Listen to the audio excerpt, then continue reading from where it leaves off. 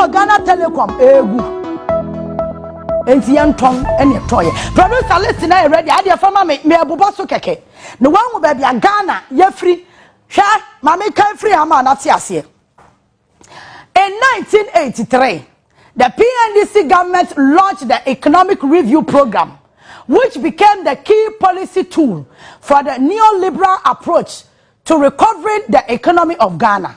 Among several measures that the PNDC government took was the disposal of loss-making state enterprises. So, among several measures, a kwanya PNDC abayin pese, ofasoma abayin, enyuma, it is say, go say, yedanyo airport kano, and say, they will take over. In order to give legislative enforcement to this neo-colonial arrangement, the PNDC passed the Divestiture of State Interest Implementation Law 1993, PNDC 326, which was deemed to have come into force on 1st January 1998 to divest. 1988 to divest, thus by the state of any of its interests in any statutory corporation or any corporate body incorporated under the Companies Code 1963 at 179 or under the Incorporated Private Partnership Act 1962 at 152. Note that Section 1 of the decree allowed directives of divestiture to be carried in accordance with policy directives as the PNDC may from time to time determine. In such a way say, Sabai ne person or tone ne japadia and conform who were met me at all. Shall we 1952? Not just say, yes, shall see your boy a bronyane. The Divestiture Implementation Committee will develop a criteria for the selection of enterprises to be divested and assume such responsibility as they may deem fit over bodies earmarked for divestiture in order to prepare such enterprises for sale was established.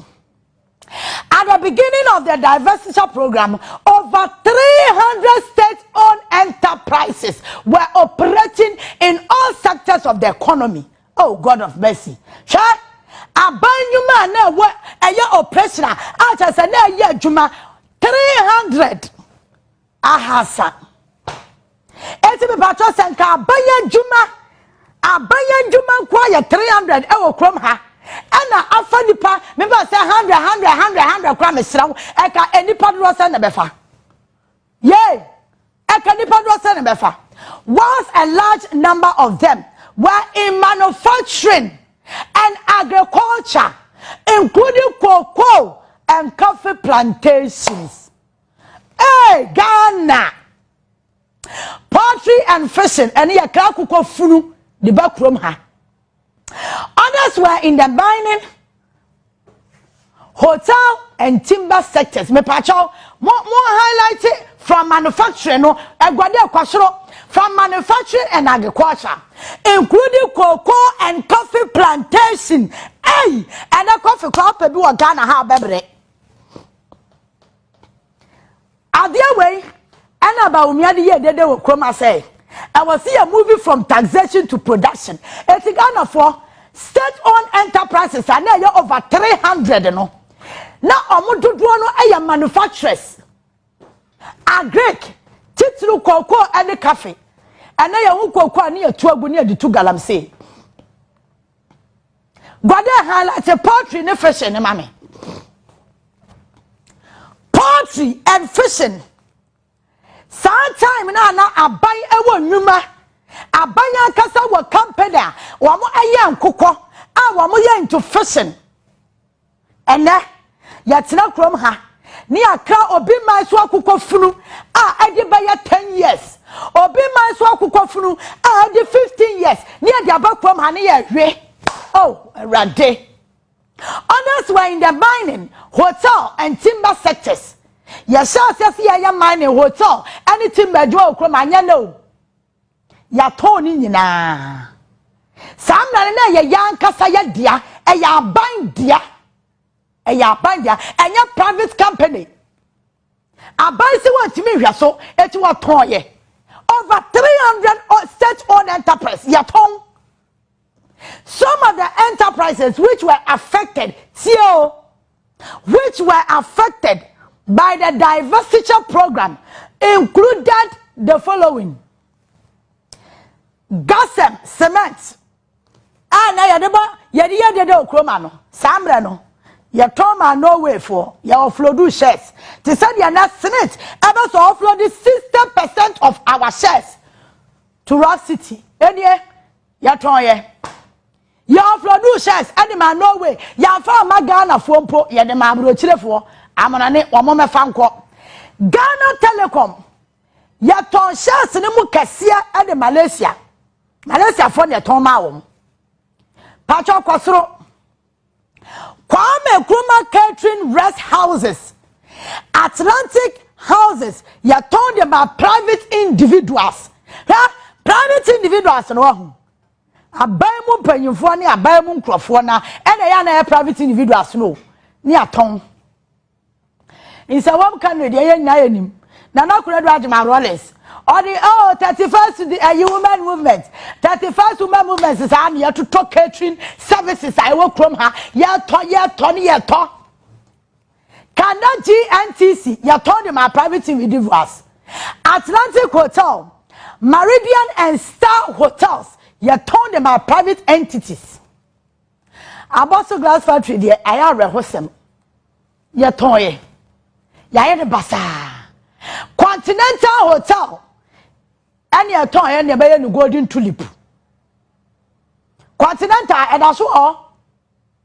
Ewa Kosombo. West African Mills Company, your tongue. Tamastu Company, South Company way, your tongue. Ghana Agro Food Company, formerly TFCC, your tongue. Gihok Bottling, a Coca-Cola nay. Look at how Coca-Cola is doing well. Look at how Coca-Cola is doing well. It is an kaya bandi an Kenya. Yay! Ghana for Coca-Cola ya bandi an Kenya. A bandi want to be so. What on ye? What was now ya dear Coca-Cola? Yaton. It is an kaya bandi an Sinka. Yen gaso for swanka yen ya jumanye. Yaton, eka de sikampo bebe economy nim. Yaton. Why I a Glixen WA company and no Suhum Timber Company Limited. Wabeto. Suhuma. Mebacho wa a private individual. Suhuma no. Why a private individual. And Wabeto. Ghana Oil Palm Development Company Radinya Kopo 1995 and Yaton. Enti yetimi atena ha ama engo kekekra yekra engo yekra because ye dia na ye dia ye company kese no ye nyame anim ne yeton ye abanya djuma bia ya abanya djuma aban di da so bia no e wo se ahwaba ne gu na aban ton ma aban nipa ye dia ya aban no e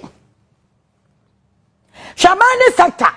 In the mining sector today, Ghanaians have lost their majority shares in Anglo-Gold Ashanti. Say Anglo-Gold, the initial womb, 2007, and Ghana buying, Koficountrymantv buying, or Tom Ghana, Anglo-Gold. Tom your shares a woman in a. You know, Bakacha say, Mama 5%, and on your pay. Hey! Whoa, the NDC government under the Mills administration in January also saw the nation last yes 2.5 in a kayano. Mahama any atamas so buy and almost about toy. Yeah, 2.5 in a cano to Anglo-Gold Ashanti. I don't say Anglo-Gold next one 0.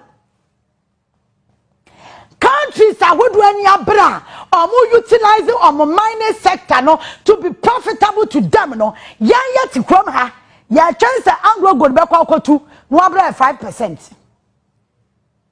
Abai sa se dia me pesa da ko ho aban sase asase aban ewa o betimi dia ye adwuma no aban emu nipa ya aban no ye nsem fata obi ye minister CEO chief director wan no wakwashem aban sase no wato.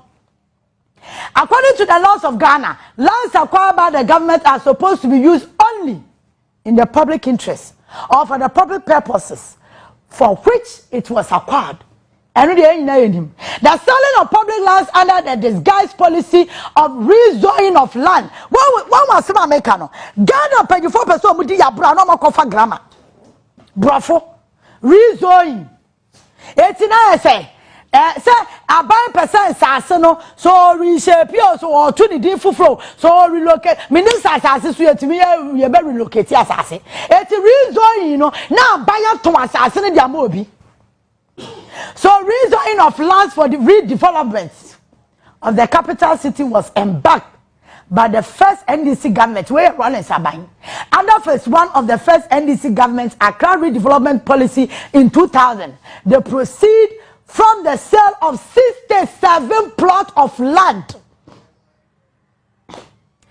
sold mostly to companies and private individuals, enable them to build 83 replacement bungalows and 169 residential units. However, the government then did not take into account the constitutional provision which required that the owner of the property immediately before the compulsory acquisition shall be given the first option for acquiring the property. Article 20 clause 6. Mami chewe mo encho kakra. Wora emra article 20 clause 6 no. Ashra say sa ban kwakwato asase te se yetinkra han na nananum ahemfo echo asase ma ban sa ban fanya adwuma aban kwotena dem na wanso da ye papa bia oni dwuma papa bia wade asase ni bedi no ofilisa opeso oton a e wasanka ban edi kan ko ahemfo no oton asase ni de ma wo mo no no kwa bisa nananum se nanai won ade asase ma me yasa ka me de ba be botai tai no me nya mo asase no pa na na so ka wunya fa mo tai dia me pe ma dia me de be adwuma na ka nananum asaje asase no but in this case ya ton asase no abra yan kan kira omo ya custodians of the land. Hey Ghana, in 2009 the NPP continued with the running of economic liberalization of the past PNDC and NDC under the disguise sa framework na you almost said a question na question chiro oh diversity oh reason no ma question chire no mo dey din some no person mudi. So a disguised framework of Ghana Poverty Reduction Strategy 1 and 2, placing the private sector as a vehicle for development and growth. Tiadio, Abanse, ono ya economic recovery program. ATO, economic recovery program, the Jemetimi ayane say, Mamema ankura nyuma notion, encha bind ya obwa, opeso ton bind yeno. No akwasha grammar brofo kese no akwasha chire no aton de ama aye aban mu nkrofo all in the name say oh grow private sector so oboa.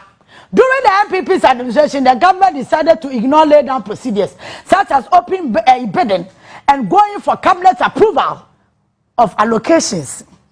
Kosroma you can paragraph where we are FNC.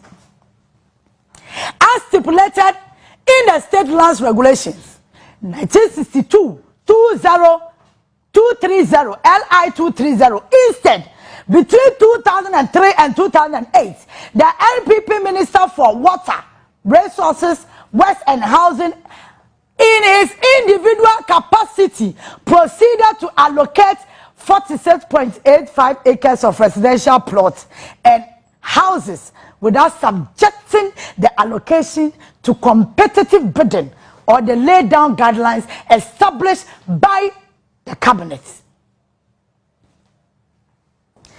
2003. Ghana for mama ka se mi kire mo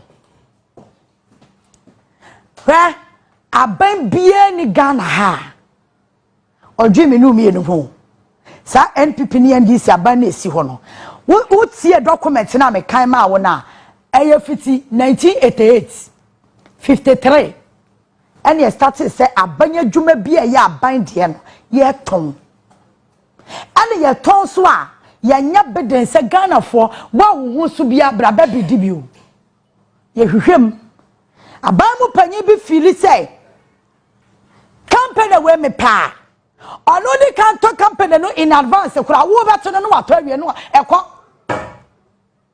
da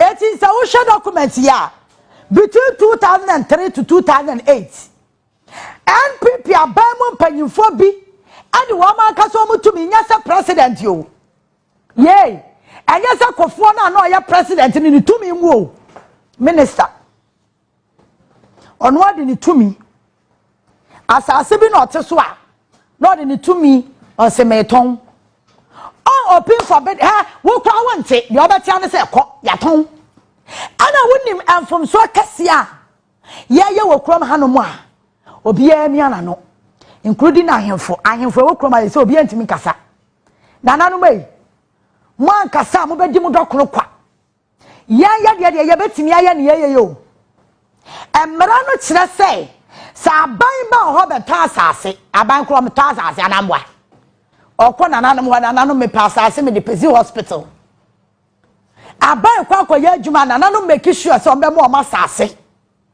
se aban no susu se asase na obaje wo nananu ho no onfa nya adwuma biemu a emra no e kire se article 26 clause 6 e kire se wasanka aban odi abuo ne ani de no di samra no so no sa kwa nananum ho no ka che nananum sei nananum a be ba mo se me pa asase asidan e da no kra mesi awie da no mempe nananum so ke abaye ye de asase ni ma wodi o be ye bia de fa ye ansa na aban betimi aton awaton sa nananum susu se wo mo so ba bia adru no o mo hia asase no de aye mpuntudwuma ana mo se ya ne de we de ma wo fa ya de ma ye na ko maje eti emrada ho e wo se aban di so se wono ko pasa se wonananom ho a ontimi yusu bi ma onko back to the custodians omo asase ne omo dia no e wo so ko back to them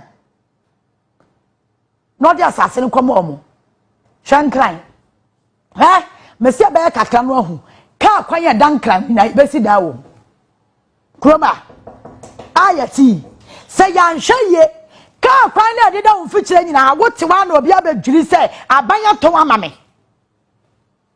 no abesi dan yasi ho because the rate at which I hear from aban sase aban nyuma the rate at which I hear from nya ase o kire ni ho ase da chi bia ni ho